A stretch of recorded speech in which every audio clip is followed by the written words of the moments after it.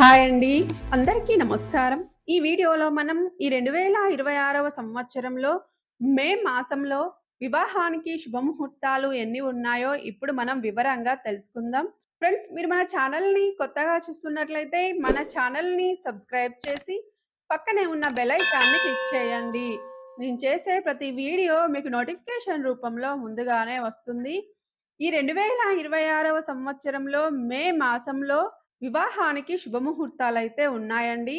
అవి ఏమిటంటే, మనకి మే 1 నుండి మే 16 వరకు వైశాఖ మాసమండి.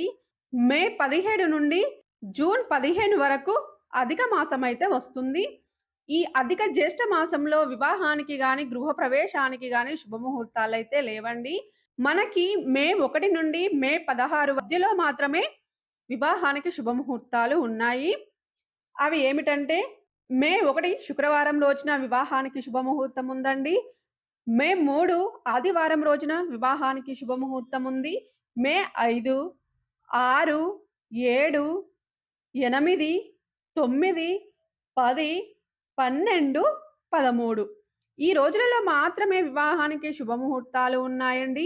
మిగతా రోజుల్లో వివాహానికి శుభముహూర్తాలైతే లేవండి. ఈ రోజులలో మీ జన్మ లేదా నామ నక్షత్రాన్ని చూసుకొని, తారాబలాన్ని చూసుకొని, మీకు వివాహ బలం మంచిగా ఉన్న తేదీనే ఎంచుకోండి.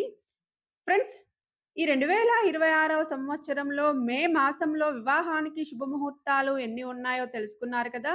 ఫ్రెండ్స్, మీకు ఈ వీడియో నచ్చినట్లయితే లైక్ చేసి కమెంట్ రాయండి. Thank you for watching.